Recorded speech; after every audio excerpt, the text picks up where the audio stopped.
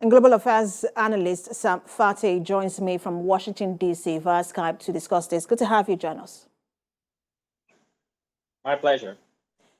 So President Biden has promised Volodymyr Zelensky that the United States will send air defense systems. We're also seeing that Germany is doing the same. The air defense systems from Germany was supposed to be sent in November, I think that is, but now they're spinning things up to ensure it gets to Ukraine this month. What more sort of announcements do you think that we're going to get from the G7 summit as some sort of reaction to the escalating steps by Russia? I believe right after the G7 summit, what we will be seeing is going to be a lot of weapon support to Kiev, and that would come as a no surprise. Right now, for the most part, what is happening is reactionary. I think air defense systems for Ukraine should have been handed over to them a long time ago. If there is nothing, one thing that Russia has over Ukraine is air superiority. So that should have been given a long time ago instead of waiting for moments like this. And but right after the G7 summit, I think we will see a lot of air defense mechanisms from fighter jets, radar detectors, etc., being given to Kiev as a way to counter Ukraine and also stop any missile attacks before they land on civilian targets. So that is to be expected. Of course, right now it's reactionary, and I hope they can think ahead and prevent reactionary decisions in such a time. And some security and military analysts have said that in recent times, some of the action taken by Russia was geared towards scaring the West into stopping arms supply to Ukraine. But that seems to be having a counter effect, as we're seeing more air defense systems being shipped to or being promised to Ukraine. And the Kremlin spokesperson, Dmitry Peskov, has said that this will escalate or this would extend the conflict. How do you expect Russia to react to this latest move? Well, there's nothing for Russia to react to. This is an unpopular war, and Putin feels he has to prove a point, even if the whole world is against him. But this is why most analysts also look at what is happening in Ukraine as a proxy war. I mean, Russia doesn't want to touch the West directly or attack them, and the West doesn't want to directly attack Russia, because that's automatically a world war.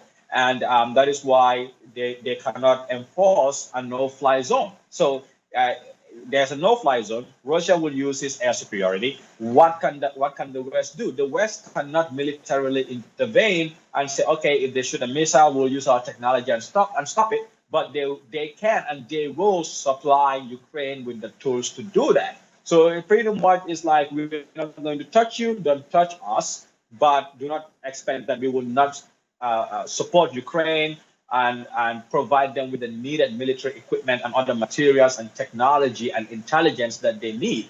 And when Russia attacks not military installations, when it conducts attacks that target civilians and civilian locations, I mean, a bomb dropped very close to a playground, and kids could have been playing there. It comes as a surprise that only 14 people have lost their lives. I mean, one person is too much, but looking at the way those missile attacks happened all over Ukraine, it comes as a surprise that only 14 people were killed. But these 14 people were not soldiers, they were civilians, ordinary civilians. We must recall that when Putin started this war, he said he was going to liberate Ukraine. But now you are attacking and killing the very people you said you conducted a military operation to liberate. It begs to ask the question, what was the purpose of him going to war? And there seem to also be calls from Russia for Putin to ramp up this war.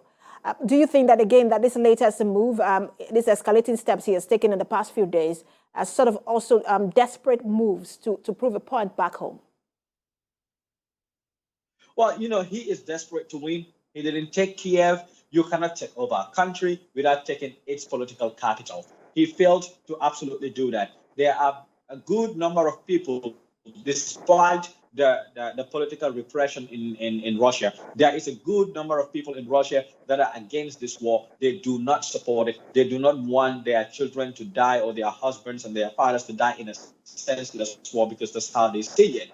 But to Putin, he's not pulling out. It's too late for him to pull out. And this is why they are mobilizing. They are forcefully recruiting people and sending them to war. You cannot send a demoralized, dispirited, unmotivated troops to war. They are going to lose. And that is why they lost. They didn't gain the momentum they thought that they were going to gain, because they expected the people of Ukraine.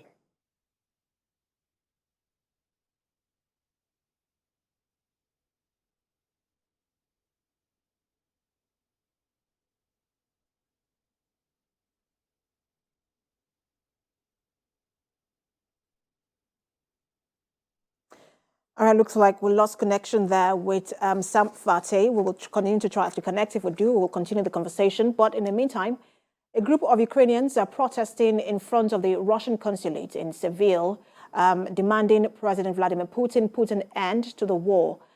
The Ukrainians say there is no logical end in sight due to recoveries made by Ukrainian army. They also fear for their relatives and friends who are still in Ukraine. Ukrainians, democracy will not surrender. Ukraine will not give up. Some of the banners read.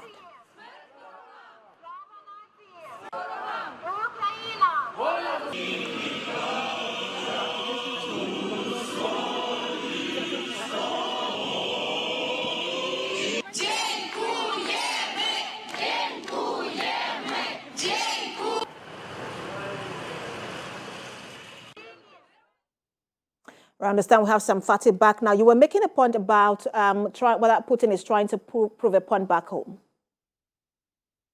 Yeah, I mean, he's trying to prove a point that he is fighting a legitimate war. But when they sent troops to Ukraine, they were expecting ordinary Ukrainians to take to the streets in support of the Russian troops, and that did not happen. Instead, ordinary Ukrainians decided to voluntarily join their army to push back the Russian troops, and they are succeeding in doing that despite the referendum that happened in the Donbass region. They are pushing them back, and it is ordinary Ukrainians that are in the field, not just trained soldiers. He is unable to do that in Russia, to get ordinary Russians to support the war and go to Ukraine and fight. So again, he feels like, I have to win this war at all costs. But when you act that way militarily, it might be very detrimental to your own plan. Let's now turn to someone who also seems to be fighting a proxy war, and that's the president of Belarus, Alexander Lukashenko, who has now ordered troops to deploy with Russian forces near Ukraine. His claim is that Ukraine and NATO are planning an attack on his country. There are reports that we might also likely get some sort of warning from the G7 summit for him to not have a closer involvement in this war. But what does this mean for Ukraine, that deployment?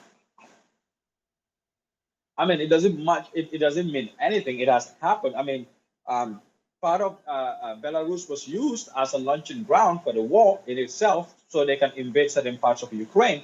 Mind you, I mean, the Belarusian president is only doing this in order to retain himself in power. There is no national interest. There is no economic interest for him to do this for the people of Belarus. He's a very unpopular president amongst his own people. They have demonstrated against him, right? Even his soldiers couldn't quell that demonstration. So Putin decided to send Russian troops to help him and keep him in power. And the very reason for that is for moments like this. So he has no other person to support but to support Putin in his senseless war. And that is exactly what he is doing. So at the end of the day, it only serves his interest and not that of the people of Belarus. But left to the people of Belarus, he would have been gone a long time ago. But because of Putin's involvement, he is still there. So he has to do his bidding. If he wants to remain president, if he wants to remain or feel protected, he really has to do his dirty job. He's already facing sanctions, but could we see more sanctions coming from the G7 emergency summit today?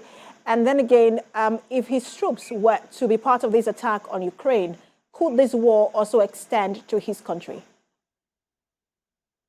Certainly, why not? Because once you involve your troops, that means you are involving your country, and then your military installations might be targets for the Ukrainian troops. And definitely there's going to be more sanctions against him. We are expecting a vote at the United Nations any of these days, which will be condemning the current bombardment that Kiev and other major cities in Ukraine have seen. So there is no doubt if there are sanctions coming down on Russia, some of those sanctions will have to trickle down on Belarus because of the decision and the actions of his president and the involvement of his military. But at the end of the day, it is going to be Belarusian young men and women that are going to be dying over something that absolutely has nothing to do with them. And here is a leader or a president or a commander-in-chief that is involving them in a war that has absolutely nothing to do with them. He could have strategically stayed out of it. But in order to protect his political ambition and his presidency for his own gain and for people close to him, they decided to do this. If they face sanctions, it's going to affect their economy, it's going to affect their people, and a lot of their people too are going to die. It doesn't make sense to me, but it makes sense for some of them. Thank you so much for talking to us. Always great having your thoughts on issues like this. Global Affairs Analyst, Sam Phatey. My pleasure.